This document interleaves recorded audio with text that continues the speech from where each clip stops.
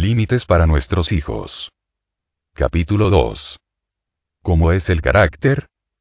Cuando Allison visualizó el futuro matrimonio de Cameron, pudo ver que la responsabilidad por uno mismo era una cualidad importante que debía inculcarle a su hijo. Pasó de centrarse en el aquí y ahora, a pensar en el desarrollo del carácter de su hijo a largo plazo.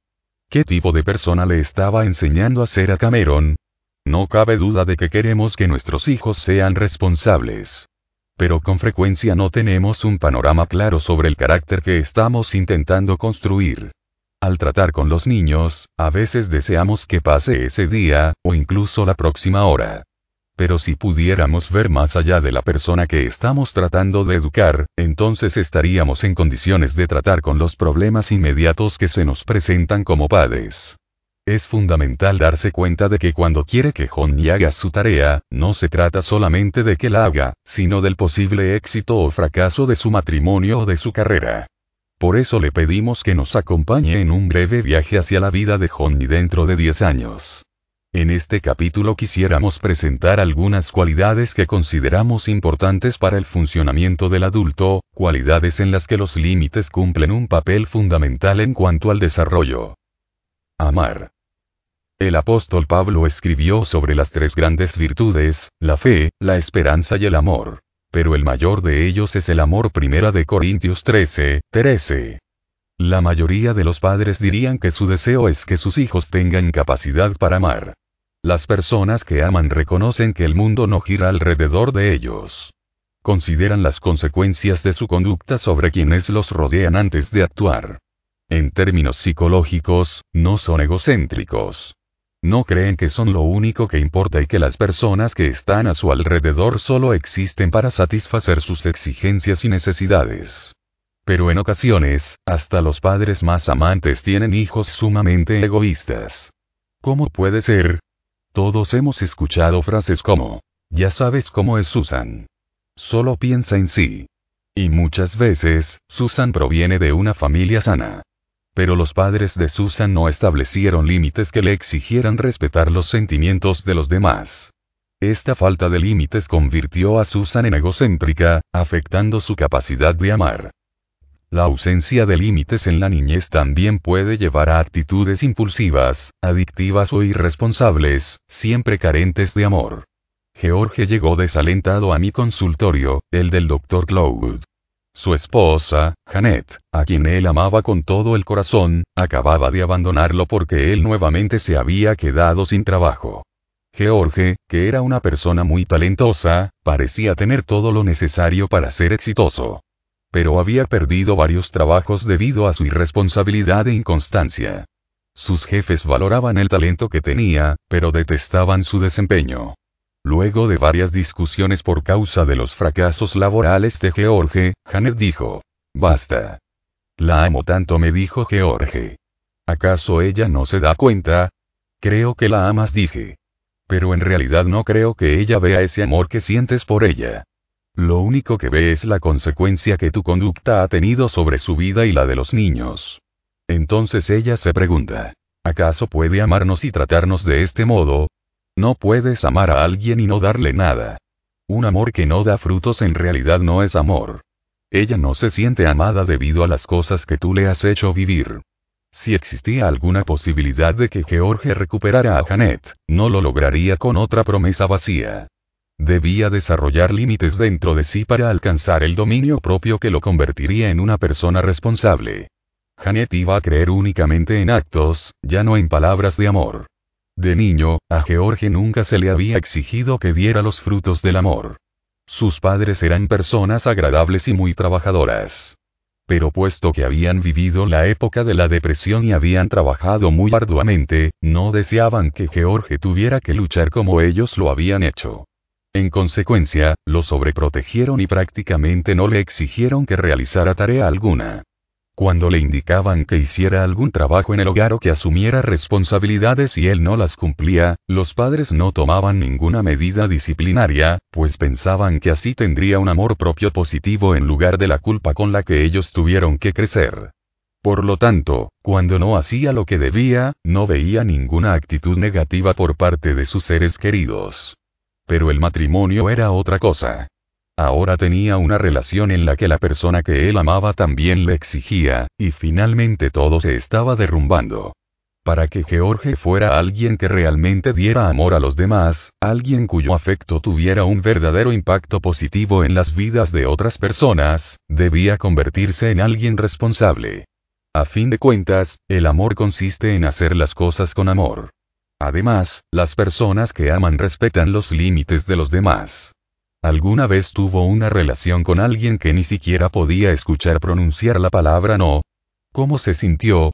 Por lo general, uno se siente controlado, manipulado y resentido, en lugar de sentirse respetado y amado. Una persona controladora cruza la línea e intenta adueñarse del otro. Esto no se parece demasiado al amor, independientemente de que la persona en cuestión diga cuánto le importa el otro. Las personas que aman son capaces de controlar sus impulsos. Por ejemplo, muchos alcohólicos sienten un gran amor por sus familias. Su adicción les preocupa mucho y se sienten tremendamente culpables. Pero siguen bebiendo y aunque, como George, sienten amor, los efectos de su falta de capacidad para decirle no al alcohol termina destruyendo sus relaciones. Muchos otros problemas de tipo impulsivo como la adicción sexual, el consumismo, el abuso de alimentos o de drogas y los ataques de ira también terminan destruyendo el amor. La falta de límites hace que estas conductas sigan su curso. Responsabilidad. Otra característica de un temperamento maduro es la responsabilidad. La irresponsabilidad de George le costó su matrimonio, pérdidas económicas, situaciones caóticas, falta de estabilidad y sueños no concretados. Pero, ¿a qué llamamos responsabilidad? Muchas cosas nos vienen a la mente frente a esta palabra, como por ejemplo, deberes u obligaciones, confiabilidad y posibilidad de depender del otro, o simplemente cumplir la tarea encomendada. En realidad, la responsabilidad abarca muchos otros aspectos. Cuando pensamos en ella lo hacemos en función de apropiarnos de algo. Apropiarse de su vida significa tomar el control. Apropiarnos significa ser el verdadero dueño de nuestras vidas y saber sobre qué cosas somos responsables, tanto ante Dios como ante los demás. Cuando uno toma el timón, se da cuenta de que todos los aspectos de su vida son única y exclusivamente suyos, y que nadie va a vivir su vida por usted. Todos deberemos comparecer ante Dios, 2 Corintios 5, 10, y Él nos hará responsables por lo que hicimos con nuestros talentos, nuestros recursos, nuestras relaciones, nuestro tiempo y nuestras acciones. Las personas responsables ven la vida como algo que se les ha confiado y saben que solo ellos serán responsables de lo que hagan con ella. En el libro Boundaries tratamos acerca de qué abarcan nuestros límites, qué es lo que definen y lo que protegen. Las personas verdaderamente responsables se hacen cargo de lo siguiente: sentimientos, actitudes, conductas, elecciones, límites, talentos, pensamientos, deseos, valores, amores. Hacerse cargo de estos factores significa ser una persona verdaderamente responsable, el tipo de persona con la cual todos quieren relacionarse. Alguien responsable dice: mis sentimientos son problema mío, o mi actitud es mi problema. La responsabilidad ha sido un asunto problemático para la humanidad desde el huerto del Edén. Recuerda cómo Adán no quiso responsabilizarse por sus propias elecciones. Cuando Dios le preguntó qué había sucedido, Adán culpó a Eva. Fue la mujer que me diste, dijo, no solo acusó a su compañera, sino también a Dios por su propia elección errónea. Incluso Eva responsabilizó a la serpiente por haberla engañado. La raza humana ha estado luchando contra este tipo de problemas desde ese entonces. Y si no podemos hacernos cargo de nuestras propias vidas, tampoco podremos tener control sobre las mismas. El otro día estaba aconsejando a una pareja que atravesaba una crisis matrimonial. Les pregunté a ambos acerca de su comportamiento. ¿Por qué se aparta de él? Le pregunté a la esposa. ¿Por qué me grita? Respondió. ¿Por qué le grita? Le pregunté al esposo. Porque ella se aparta de mí, me contestó. Entonces, formulé esta simple pregunta. ¿Cuánto tiempo creen que pueden seguir así? Ambos me dijeron que no podían controlar sus conductas. Cada uno de ellos pensaba que su problema era culpa del otro. Ante esta situación en la que ninguno de los dos se hacía cargo de su propio comportamiento hacia el otro, las posibilidades de que se produjera un cambio eran mínimas. Me recordaron a Adán y Eva. La meta que usted debe tener para su hijo es que aprenda gradualmente que lo que recae dentro de sus propios límites, sentimientos, actitudes y conductas son su problema y no el problema de los demás. El niño que dice con respecto a su hermana, ella me hizo hacerlo, dirá lo mismo cuando sea adulto. El adulto verdaderamente responsable se da cuenta de lo siguiente: yo lo hice por mi propia cuenta y soy responsable de ello. En ese caso, existen esperanzas de que se desarrolle su control propio. Libertad. ¿Alguna vez tuvo un vínculo con una víctima? Las víctimas se sienten como si no tuvieran opciones en la vida. La vida es algo que les ocurre y cualquier cosa que se interponga es obra del destino. Una mujer se quejaba que una compañera de trabajo siempre la interrumpía cuando ella intentaba terminar su tarea. Actuaba como si su tendencia a retrasarse en el trabajo fuera culpa de su colega. ¿Por qué habla con ella?, le pregunté. ¿Qué quiere decir? Cuando ella llega y la interrumpe, ¿por qué se pone a conversar? Bueno, debo hacerlo. Ella está allí de pie hablando. ¿Por qué no le dice que está trabajando o cierra la puerta y coloca un cartel que diga no molestar? La mujer me miró como si no entendiera de qué le estaba hablando. El concepto de disponer de alternativas y poder controlar su propia conducta ni siquiera se le había ocurrido. Sentía como si algo le hubiera sucedido a ella, por lo tanto debía resignarse. No podía hacer nada para cambiar la situación. Cuando le señalé que tenía varias opciones, me preguntó cuáles eran. Le sugerí 5 o 6, desde hablar con su compañera acerca del problema o con un supervisor, hasta solicitar que la cambiaran a otra sección. Para ella, esta era una forma nueva de pensar. Nunca había aprendido que era libre de elegir en cuanto a sus relaciones y a su propia vida. Joe también era una víctima. Su empresa estaba implementando nuevas políticas que le resultaban difíciles de aceptar, y se sentía muy deprimido por los cambios. ¿Qué piensa hacer al respecto?, le pregunté. ¿A qué se refiere con hacer al respecto?, preguntó Joe. Me refiero a qué va a hacer respecto de permanecer en una situación que no le agrada. Simplemente me miró. Transcurrió bastante tiempo hasta que se dio cuenta de que podía decidir entregar su currículum vitae a otras empresas y no ser una víctima de las 50 horas de trabajo que tanto odiaba. Los niños que crecen con límites bien establecidos no solo aprenden a ser responsables de su propia vida, sino que también son libres de vivirla como deseen, siempre y cuando se hagan cargo de sus elecciones. Para el adulto responsable, todo es posible. Vivimos en una sociedad de víctimas. En la actualidad, las personas actúan como si no tuvieran opciones en la vida y como si los demás debieran hacerlo todo por ellos. De no ser así, no pueden hacerlo ni realizar cambios. Esto presenta una gran oportunidad para el futuro. Si usted cría a sus hijos para que controlen sus propias vidas, estarán tan adelantados respecto de los demás, que su éxito en la vida estará prácticamente garantizado. Vaya delantera que les llevarán a los demás. Iniciativa. Jerry me estaba contando acerca de su relación con Dave. Amaba su sentido del humor, su sensibilidad y su compasión hacia los demás, pero no toleraba su falta de iniciativa. Si ella y Dave acordaban hacer algo nuevo, como por ejemplo, gimnasia, cuando llegaba el momento de cumplir lo planificado, no pasaba nada, a no ser que ella se ocupara de que así fuera.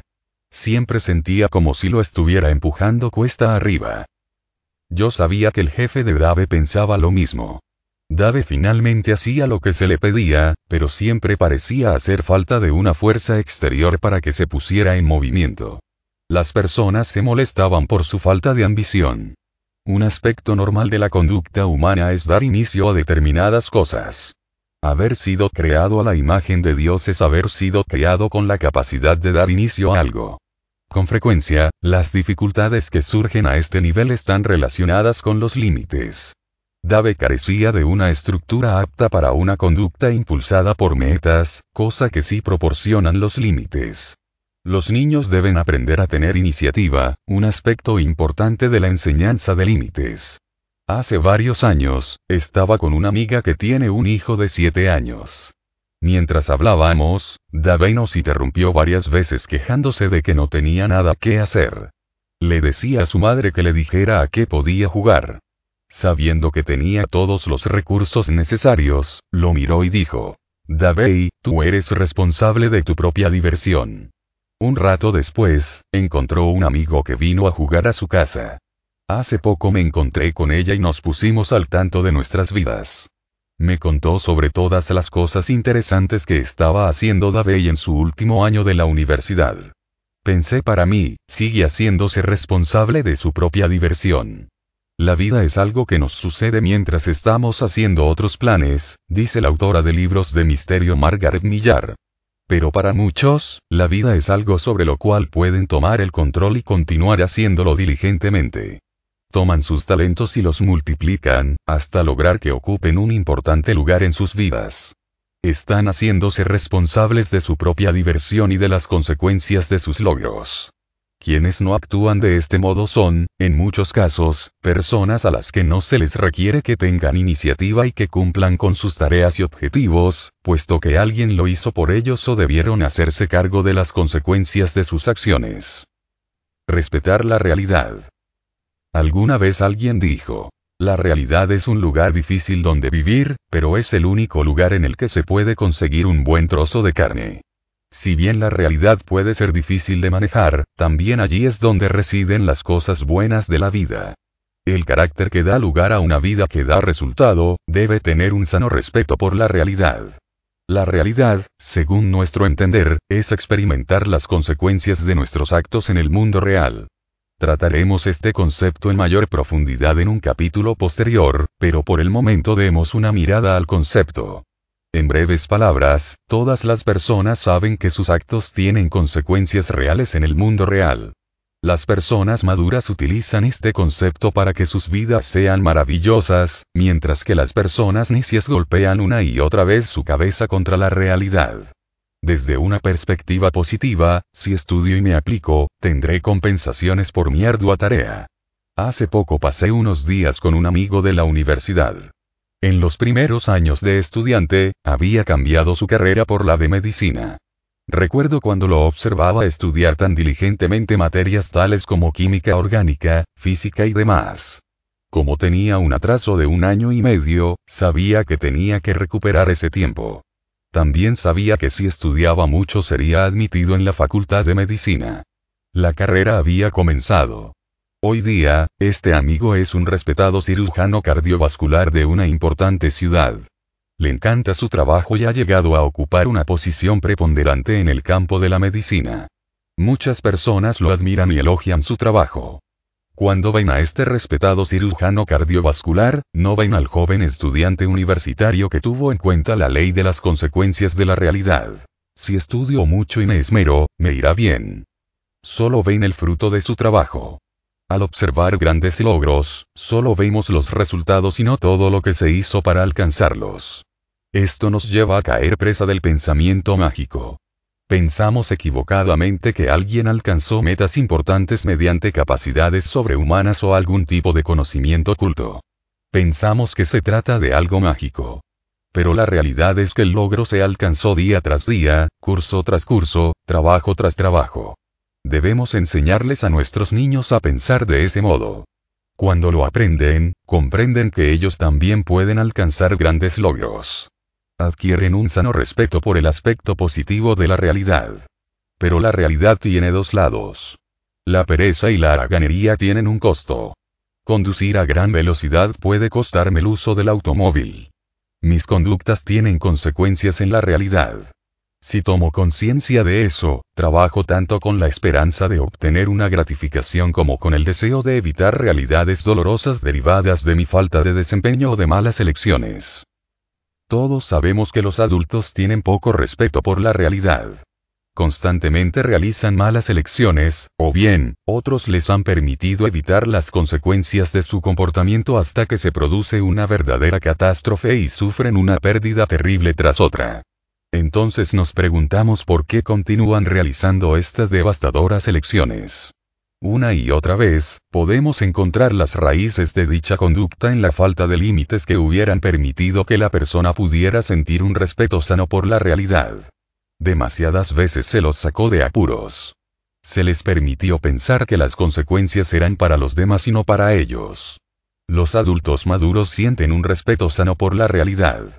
Saben que, la mayoría de las veces, si hacen las cosas bien, el resultado será bueno. Si no hacen nada, o hacen las cosas mal, el resultado será malo. Este respeto doble por los aspectos positivo y negativo de la realidad, con frecuencia recibe el nombre de sabiduría. Obviamente, también les suceden cosas malas a personas buenas. Pero incluso entonces, si uno responde en forma adecuada, el resultado será mejor. Siempre tenemos algo que decir sobre la realidad final en la que vivimos. Crecimiento. ¿Alguna vez se ha encontrado con una persona que no ha visto por un tiempo, y le ha contado que su vida es mucho mejor ahora de lo que era antes?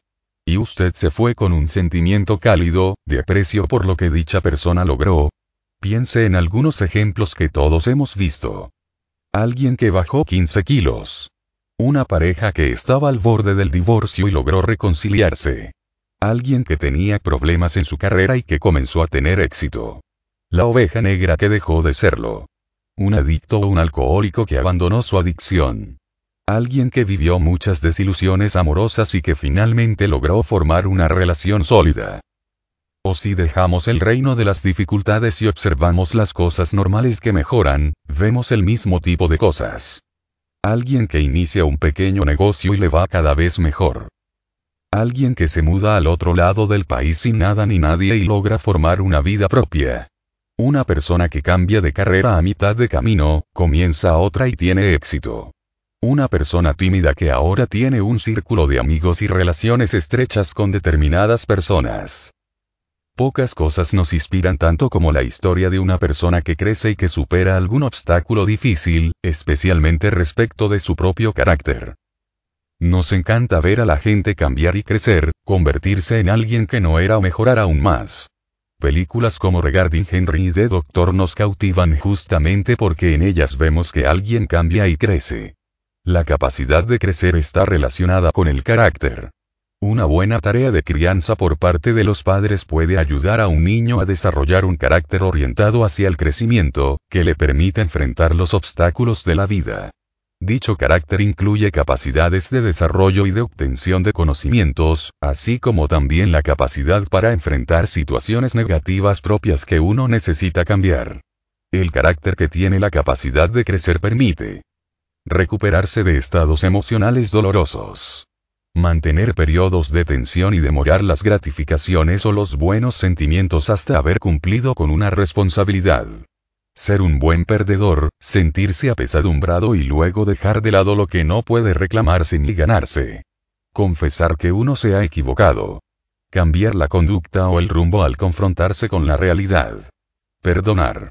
Hacerse cargo de un problema. La persona que pueda hacer todas estas cosas podrá crecer cuando se enfrente a un desafío difícil. Hace poco participé como asesor en una gran empresa que tenía problemas con su personal. La persona en cuestión estaba entre la espada y la pared. Su conducta y su desempeño no se correspondían con lo que la compañía requería de él. Era sumamente talentoso, pero si no cambiaba, lo más probable era que perdiera su puesto. Recientemente lo habían promovido a un cargo de mayor responsabilidad, que abarcaba operaciones de varios estados. Comenzó a tener problemas cuando las nuevas responsabilidades empezaron a exigirle nuevos niveles de habilidad en cuanto al tratamiento de problemas y personas. Por ejemplo, le tocaba resolver conflictos entre los empleados y la casa central. En ocasiones, el hecho de que una persona renunciara o no a su cargo dependía de cómo resolvía el conflicto. Pero le costaba lidiar con las personas en situaciones donde se involucraban las emociones. Se convertía en un adversario. Además, deseaba que los cambios produjeran un éxito inmediato. En lugar de responder a esta nueva oportunidad laboral y a los nuevos requisitos correspondientes a una actitud dispuesta al crecimiento, hacía todo lo contrario. Exigía que la organización y sus jefes cambiaran y reconocieran que él era quien tenía razón. A decir verdad, si observamos la lista de habilidades características de una persona que desea crecer, él no cumplía con ninguna de ellas. En lugar de resolver los sentimientos problemáticos, los ponía de manifiesto. No tenía capacidad de sufrir las pérdidas, dejarlas de lado y planificar un curso de acción. No estaba dispuesto a ponerse a trabajar en serio e implementar los tipos de cambio que requerirían un tiempo hasta dar sus frutos. Quería resultados inmediatos. Si se lo enfrentaba, culpaba a los demás. Cuando se le pedía que cambiara, no se movía ni un ápice del rumbo que se había fijado. Finalmente, fue reemplazado por otra persona que tenía menos talento pero más carácter. Sentí pena, porque si hubiera estado orientado hacia el crecimiento, le hubiera ido muy bien en su nuevo cargo. Cuando analicé su caso, descubrí patrones de resistencia al crecimiento que databan de su niñez. Nunca nadie había requerido que él se adaptara a las exigencias de la realidad. Siempre se le había permitido permanecer tal como era. Había utilizado su encanto personal y su talento para posponer los cambios. Para evitar desperdiciar este tipo de talento, los padres deben hacer que sus niños produzcan el cambio, en lugar de intentar que sea la realidad la que cambie. Los límites ayudan a los niños a entender qué se espera de ellos y cómo deben crecer para satisfacer dichas expectativas. Orientación hacia la verdad. Una persona poco honesta está ubicada entre lo que podríamos llamar el dolor y la catástrofe. Como consejero he visto más dolores ocasionados por la falta de sinceridad en las relaciones, que por cualquier otro motivo.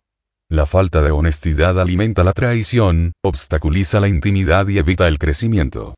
Si una persona es capaz de ser sincera y está dispuesta a hacerlo, podrá crecer. Los padres son un ejemplo de honestidad para sus hijos, enseñándoles a ser sinceros y brindándoles un entorno seguro en el cual puedan manifestarse con franqueza.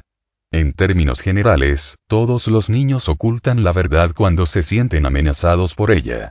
Por lo tanto, los padres deben crear un contexto en el que los niños puedan superar esa tendencia natural. Para ello, se requiere un delicado equilibrio entre la seguridad y las normas. Había trabajado durante unos meses con Sarah y Tom, cuando un día llegó Sarah y dijo: "Se terminó.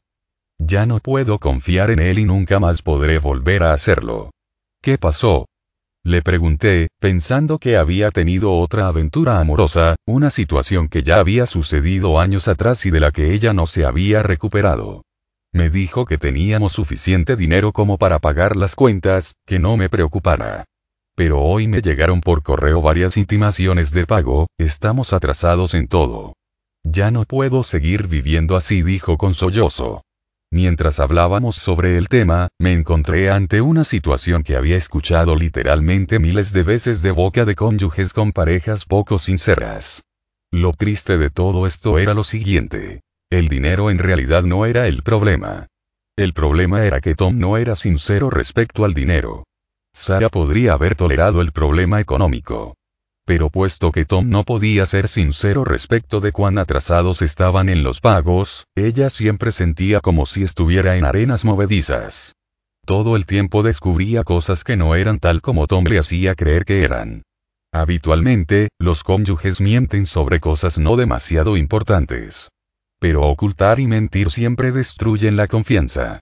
Las palabras dolorosas que siempre escucho pronunciar a una esposa son: "No me importa de qué se trate.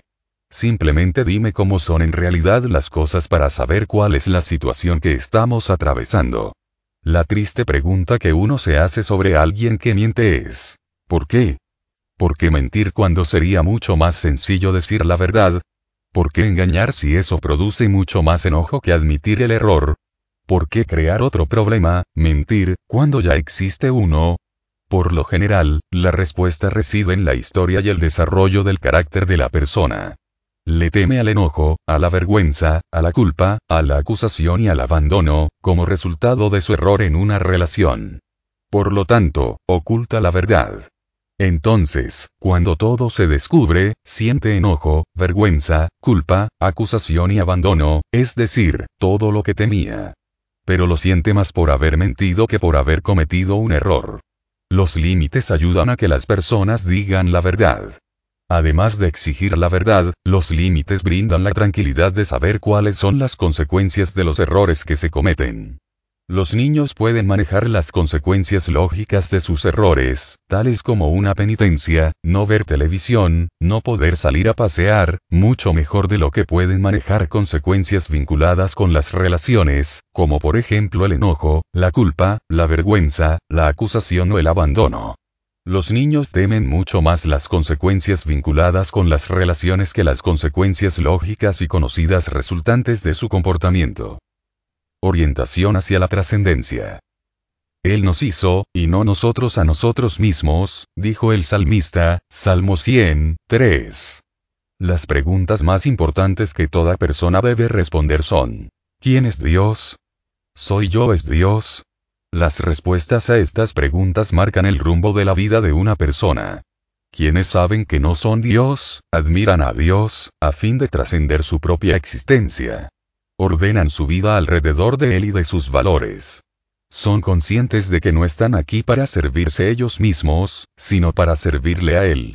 Comprenden el más importante de los mandamientos. Amarás al Señor tu Dios con todo tu corazón, y con toda tu alma, y con toda tu mente. Mateo 22:37.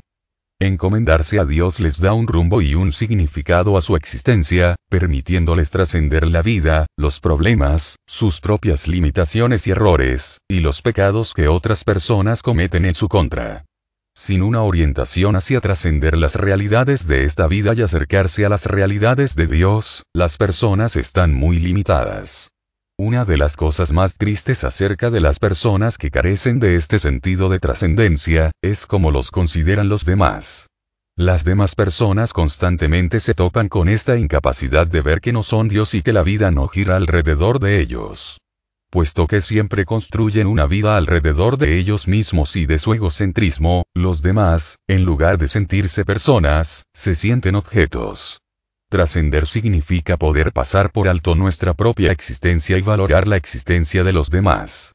Quienes no lo hacen, de alguna manera están esperando que la vida y los demás los sirvan a ellos, y no a la inversa. Las personas que tienen capacidad de trascender van más allá de su propia existencia para tomar en cuenta la realidad de los demás, la de Dios y las virtudes que consideran más importantes que ellos mismos y su felicidad inmediata. Pueden demorar o privarse de la gratificación inmediata en pos de alguien o alguien aparte de ellos mismos. En pocas palabras, puesto que se dan cuenta de que la vida es algo mucho más prominente que ellos mismos, se vuelven más prominentes de lo que son para satisfacer las necesidades que se les imponen. La humildad los convierte en personas más grandes de lo que fueron. La paradoja final. El orgullo trae consigo destrucción, mientras que la humildad, verdadera gloria. Una tarea difícil. La tarea que tienen los padres en cuanto a estructurar el carácter de un niño puede ser abrumadora. Por cierto, es mucho más fácil actuar de acuerdo con las circunstancias o hacer las cosas en forma natural. Pero se requiere algo más elevado y de mayor envergadura. Como dijimos antes, el carácter de un niño determinará gran parte del rumbo que tome su vida. Comenzar con la meta final en mente, dice Stephen Covey en su afamado libro The 7 Habits of Highly Effective People, los 7 hábitos de personas de alta eficiencia. Comenzar con la meta final en mente es una característica de las personas a las que les va bien en la vida. También es una característica de quienes hacen bien su tarea de padres. Cuando hayamos comprendido que un objetivo fundamental de los padres consiste en criar a una persona de buen carácter, nos habremos acercado a la meta. Pero para criar a un niño de buen carácter, debemos ser padres de buen carácter. Para establecer límites en nuestros hijos, nosotros debemos tener límites. Y ese es el tema que trataremos en el próximo capítulo. Si desea escuchar el libro completo en lista de reproducción del canal, encontrará todos los capítulos del libro. Si desea descargar el libro en formato PDF, en la descripción encontrará un link para descargarlo. Si te gustó este libro, suscríbete al canal y recibe noticias de los libros que subimos. Dale me gusta, ayuda muchísimo y no cuesta nada.